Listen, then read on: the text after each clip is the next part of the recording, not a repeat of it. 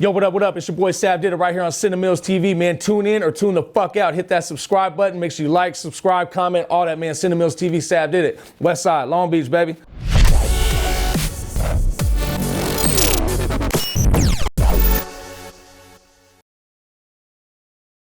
We got Sav Did It, man, from Long Beach to the IE. Man, live in the flesh, man. Thank you for having me. It's an honor to be here. Likewise, it's an honor to have you, Sav Did It. You know, we caught wind of you with your podcast, and we know you're getting it off the ground right Definitely. now, man. How's that been? Man, you know what? It's been a journey. It's a new journey for that.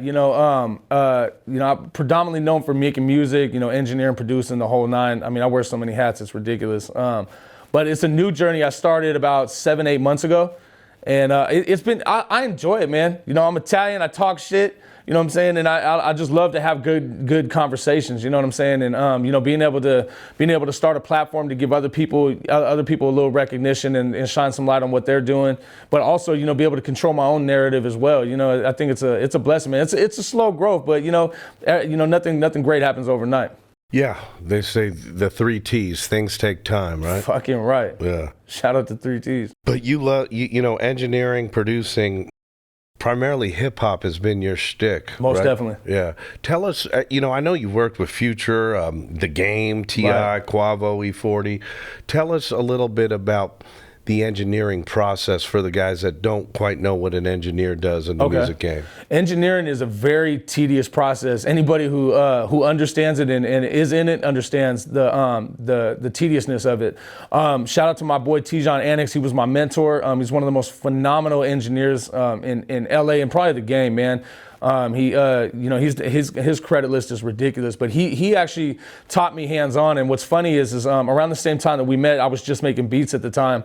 And I used to just watch the man work, and I would always look at it like, there's no way I could learn that shit. There's no way I could put my attention and my time into that. And just over time, being in the studio with this guy and being friends with him for over 10 plus years, I just sat there and studied. Just hands on.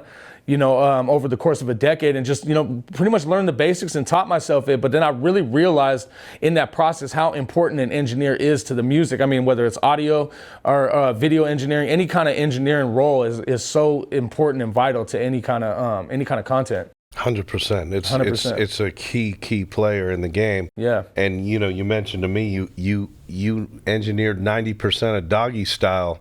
Yeah, worked with a lot of his stuff, man. His stuff, and he's blowing up, bro. Man, shout out to Doggystyleeee. It's my brother, man. What's crazy? Just in the years that I've known him, man, I've just watched him continuously grow. And to be a part of that, man, shout out to Ace Beats, Voice Too Hard, Uncle Barry, the whole team, man. It's just been an honor to just watch this man, work as hard as he is, still be so independent, self-sufficient, providing the means for his music to come out the way he does without any help, man. It's just impressive to me. Right. It's a matter of time before he catches that death row chain. It's literally only a matter of time. And, and the man deserves all the success and praise in the world, man. Shout out to Doggystyleeee. Seriously. Right. Now, you went from the engineering, the producing, and now you're rapping, too. Yeah. Well, actually, it started off producing. So I started making beats when I was really young, man. A friend of mine at the time, he had a brother who had a little drum machine and shit. And as soon as I started beating on those pads, old school shit, as soon as I started beating on the pads, man, I just got addicted and I just couldn't leave it alone. And so producing was pretty much predominantly my interest. And over time, I started, gaining other interests. Like I dabbled in, a little bit of rapping and stuff here and there, but producing was always where my heart is and still is to this day.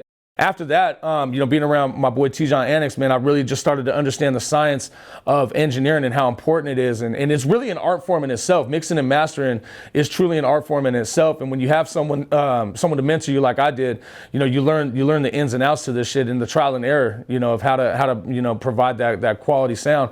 And over time of doing that, I was working with a lot of artists. And I kind of didn't really want to jump into the artist side. I was comfortable being behind the scenes. I know those guys make the most money, you know what I'm saying? So I understand the whole principle of that. But, after working with so many artists and, I'm trying to give them advice, I don't have everything figured out. If I did, we'd be on a jet to the Bahamas, But from what I do understand and what I know about this industry being in it for so long is, try this route, try this, try that, because the real work begins when you get out of the studio. In the studio shit is second nature. That's what we do. but trying to, give pointers and suggest certain tactics and ideas and strategies to artists and them not following that, gets kind of old after a while, because now I'm just chasing a big placement. I'm just waiting on the big name to, grab it, or waiting on the big movie or TV show to use my music. So I fell into the artist mode. And in doing so, it's like, I had to make sure I led by example. So if I was going to do it, I was going to do it full fledged. And, here we are 5 years later, and, it's actually doing something. If it ain't broke, don't fix it. So as long as people enjoy it, I'm going to do it. Are you sure you want to be a rapper right now? You know what? I don't mind it, man. I don't mind it. It does come with a lot. I was never really, hungry for the public eye. I was never really, thirsty for fame or anything like that. I've been a hustler my whole life. So, I'm about the bag, and, I really like the creative process, but I also know that, in doing so and putting yourself out there, it does come with negatives and positives. And I've felt the bulge of both sides. Right. You got guys like, God rest his soul, Pop Smoke. Rest in peace to Pop Smoke, man. Phenomenal artist. I wish I would have got to work with that guy. More recently, we lost another rapper, PNB Rock. PNB Rock at the Roscoe's, man. What was the story behind that, Sav? Well, I think it's still developing. I was pretty shocked just to see it, because I'm like, well, first of all, in a restaurant, that's bold. That's bold for anybody. However, that particular Roscoe's, and I think this is all over the internet right now, man, that particular Roscoe's is probably that's the worst location in LA you can go to. Right. It's in the heart of so many different hoods and gangs. And me personally, bro, I've been there maybe once or twice, and it was to go every time. I've never sat inside that Roscoe's. You go to the one in Long Beach, it's not bad. Even the other one on Manchester towards the 405 in Inglewood, that's better. You know what I'm saying? The one on Pico, for Christ's sake. So I honestly don't know how he found himself in that situation. There's a lot of conspiracy theories going around on the internet, about his girl, posting the link and, all that. That's neither here nor there. But I know for sure, just from my experience in the city, man, that's not a place you go sit down and eat at. There's gang members who don't like going there. So, right. I definitely wouldn't want to be there, with jewelry on and shit like that. You're an LA guy. You now live in the IE, but yes, sir.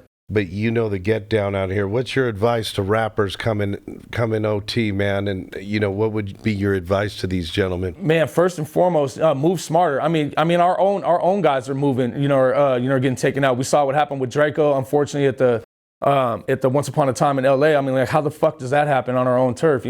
Rest in peace to Slim 400, man. I had the pleasure of meeting him once, man. Very good guy. For God's sake, we saw what happened to Nip in front of his own store. So I think the main thing that people need to take heed to is, be aware of your fucking surroundings, know where you're at, pay attention to what's going on around you, and don't walk around, flashy and shit like that. You saw me when I came in here, I put my stuff on after I'm already in the building. Like, you just have to move smart. You know what I'm saying? I noticed that. Yeah. You have to move smart, man, because all you're doing is dangling a steak in front of wolves, bro. You know what I mean? The people out here, there's people starving in LA, and a lot of people don't understand. They think it's just the palm trees, the beaches, the bitches, Rodeo Drive and all that, but people are getting hit up on Fairfax, you know what I'm saying? Like, it's not a game out here. It's so fucking expensive, and poverty is at an all-time high. Robbery is at an all-time high. People are hungry. And the funniest thing is I watched how when the pandemic transitioned, you started seeing money in the hood, right? So you started having people who never had shit their whole fucking life finally having something. Now, have you ever heard the saying, it's worse to have it and lose it than it is to never have it at all? Yeah. So put that in the mind frame of a lot of people, who are, growing up in these impoverished areas, man, who don't have shit, ain't used to having shit. You give them an abundance of money, whether it was the EDD shit or the PPP, whatever. There was money in the hood. There's no question about that. You know what I'm saying? What I'm saying is public record. It's a fact. You know what I'm saying? There was money in areas that there never was before. So now that has all dried up and ran, it's like you flooded the Nile River with this magical water, and now you just dried it up, and people are scraping down the bottom trying to get a sip. And it's no different like that. It's no different than that in all through LA County, all through Los Angeles County, probably the whole country, man. But now you got these people who are literally starving, you know what I'm saying, and they're hungry as shit. And then you got, people who are from out of town, even people who are in town, coming around, and you're dangling steaks in front of people, bro. Like, to me, it's just not smart. You need to move smarter. You know what I'm saying? You need to be aware of your surroundings, and not only that, you need to be aware of the people you have around you too.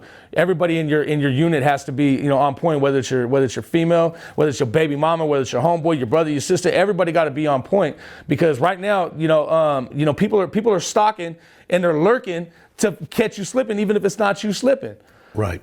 So my advice to anybody, especially, rappers and anybody coming out here, man, tuck that shit, bro. Leave that shit at the room, or stay the fuck out of these areas, or don't even come out here. I don't know, bro. Right. It's just risky. And you know what? It's not just LA. And one thing I want to clear up too, man, is because I've seen, a lot of people on the internet from out of state, trying to say it's a West Coast thing. Man, we ain't condoning none of that shit. We don't got nothing to do with none of that. But y'all got to stop coming out here thinking it's fucking it's Disneyland when it's La La Land. You know what I'm saying? Right.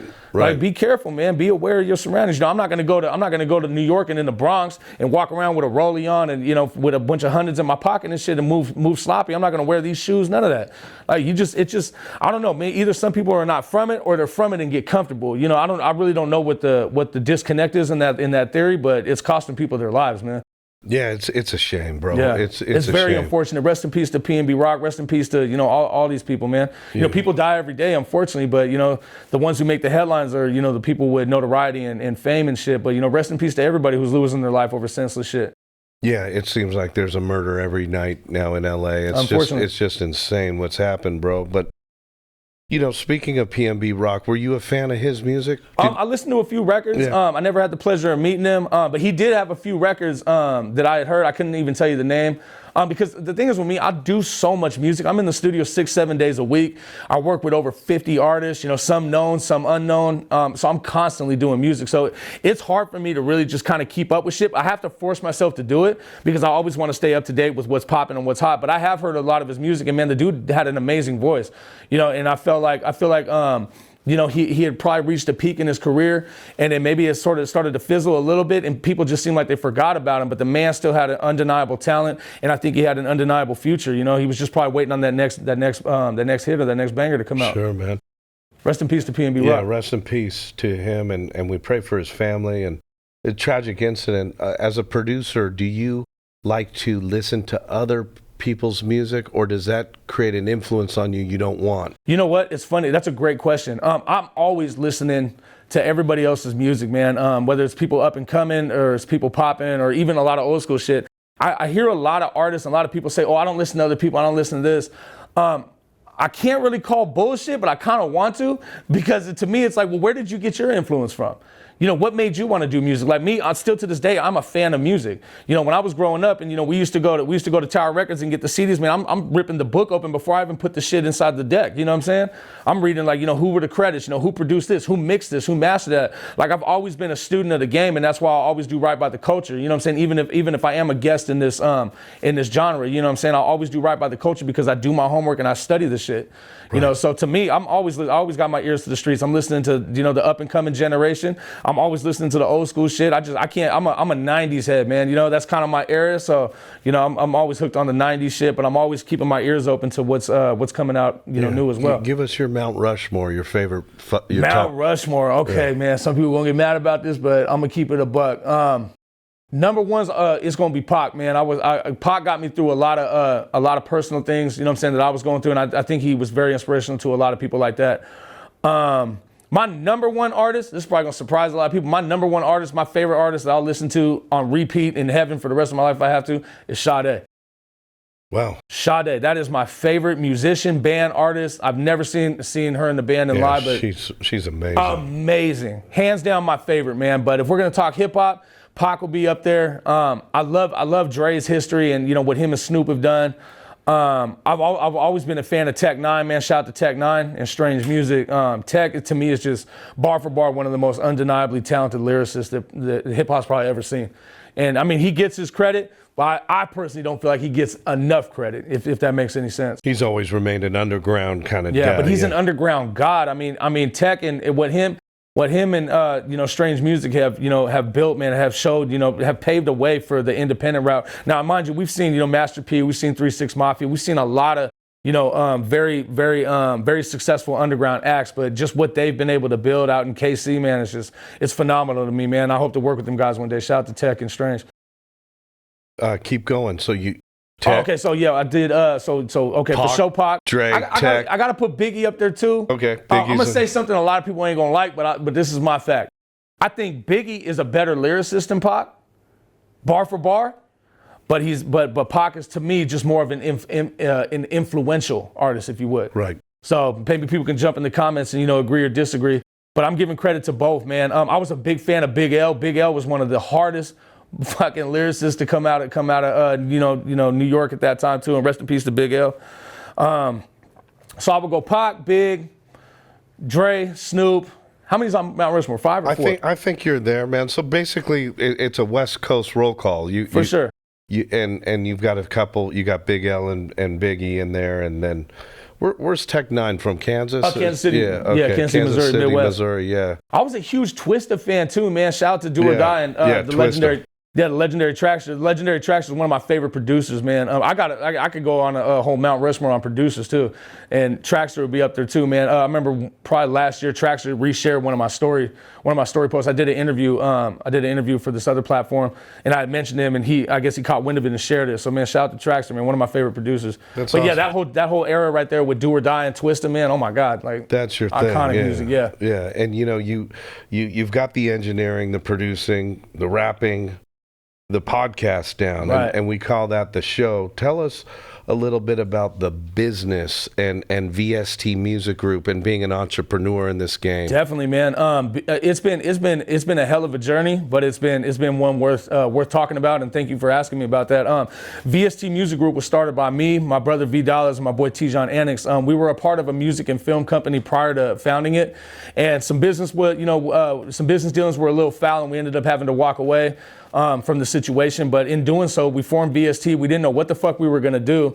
But we ended up producing a record with Future, and because of that record, we were able to obtain the rights to the record from Epic and his team, and we released it independently. But in releasing it independently, we put it on SoundCloud, and the numbers went fucking crazy. And then shortly after that, we were reached out to by Empire. Shout out to Ghazi and Nima from Empire.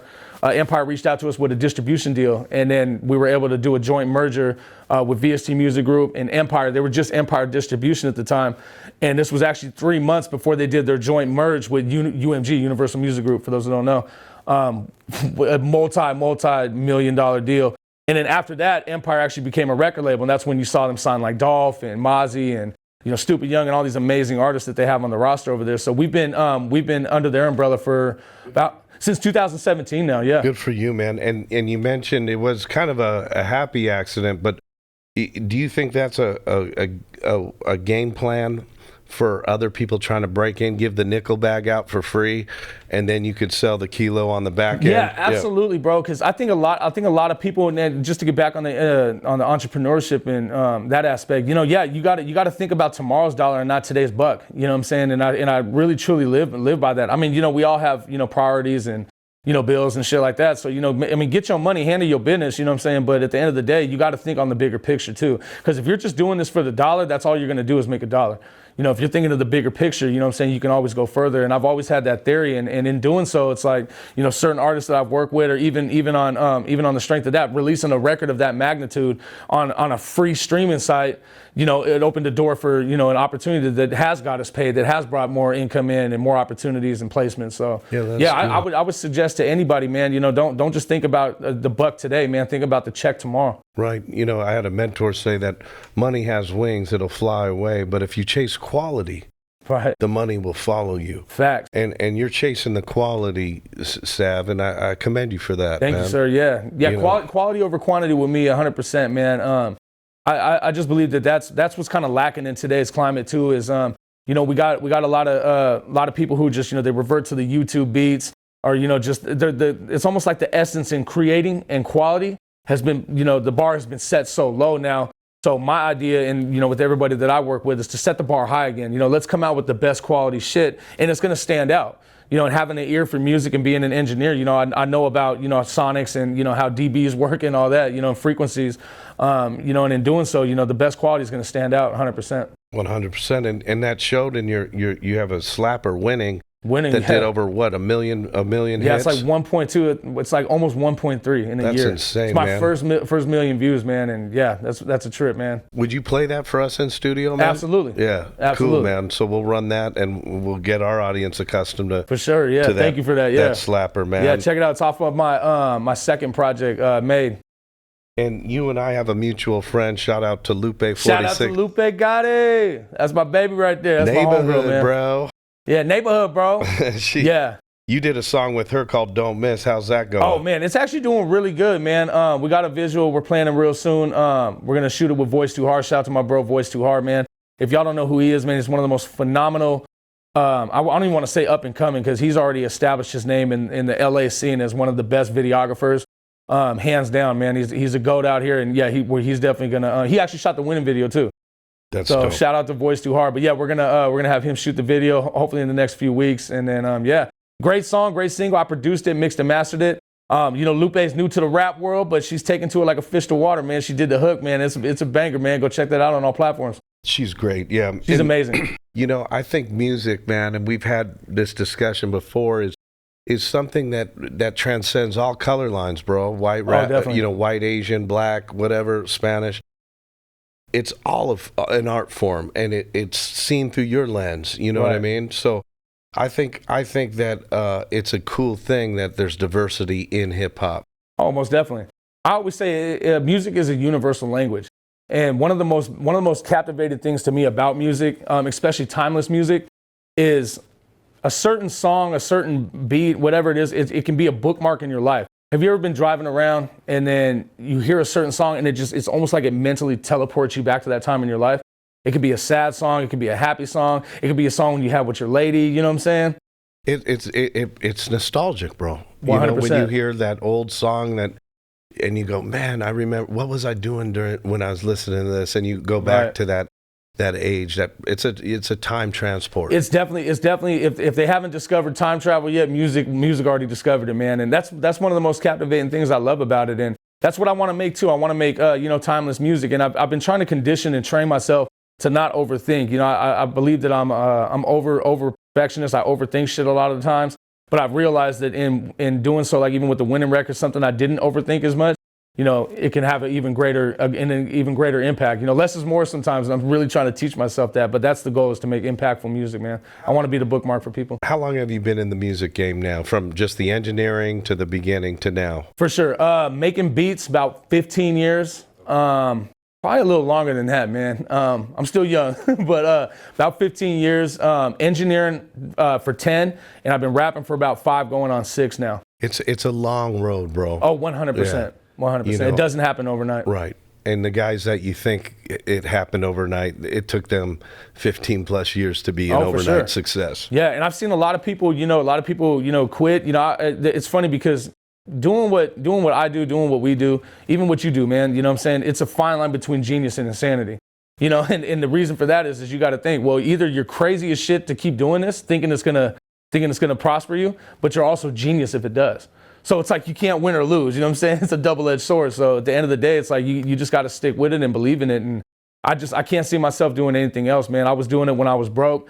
I'm gonna do it whether I'm successful or not. It's just, this is where my heart is, man. It was my first love, and to get the reaction from people and see if they enjoy it and see that they enjoy it, it's truly reassuring.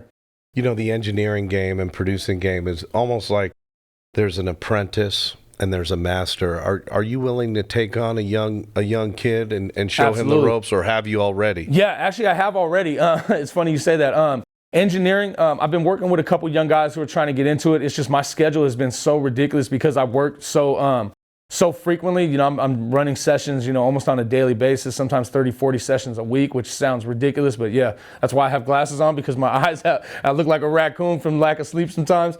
But yeah, I love taking new engineers on, because that's what got me into it. And even though it seemed so impossible for me in the beginning stages of it, now I breeze through it and people love it, and it's something I didn't even know I could do, but it's having an ear for it. Now, as far as like producers as well, like I'm working with an up and coming producer right now called Crack Baby Joe. Shout out to Crack Baby Joe. Amazing producer. He has a couple good credits under his belt. But I'm taking him under my wing too, and just kind of showing him the ropes. He'll be on my podcast soon too. And he's a young guy. He's got a lot of talent. And I think just the next thing he needs is, someone like me or someone close to me to, just show him a way. You know what I'm saying? Just, kick him in the door a little bit, give him some more exposure. And he's not the only one. There's plenty I'm trying to work with as well. For my audience, I want you guys to go over to Sav Did It on YouTube. Check out Sav's podcast. Yes, sir. It's dope. You've got some cool guests on. Thank you, man. And how can our audience, can they touch you with some questions on do you have an IG? Or? Yeah, absolutely. So the podcast channel is youtube.com/Sav Did It. It'll be Sav Did It Podcast. It's a new jumpstart, so any subs I get is highly appreciated. Check out the guests. Instagram is at Sav Did It, SAVDIDIT. And then the Instagram for the podcast is Sav Did It Podcast, so SAVDIDIT Podcast. Beautiful, man. Sav, you want to shout out anybody that? Yeah, man. Let me shout out, everybody I work with, man. Shout out to YG Dreams, Play the Ville. Shout out to, Crack Baby Joe. Shout out to, Exclusive, Big Temps. All my guys. We just did this amazing record called the Empire Roll Call. And just to touch on that, it's a record I produced, mixed, mastered, and engineered. It has, I believe, 13 or 14 different Mexican rappers from 13 or 14 different hoods who came together for one video. It just the unity in it alone is substantial. I remade the Welcome to Atlanta beat by Exclusive's request. Shout out to Exclusive. And you guys go check that out. It's on Latin Beast TV right now. I think it's like 80K views already in like 4 or 5 days. I gotta check that one out. Yeah, it's insane. Yeah. But yeah, shout out to them guys. And shout out to my team, Lil GC, shout out to Commerce. Shout out to T-John Annex, shout out to V Dollars, and shout out to Empire, man. And shout out to, saying you guys for having me, and shout out to all the fans and supporters, man. I love y'all more than y'all can understand. Yeah, you're the next guy up, man. We're gonna be looking for you, Sam. Man, I'm looking forward to it, man. Right on. Thank you again for coming through. Man, thank you for having me. It's a pure honor and a blessing.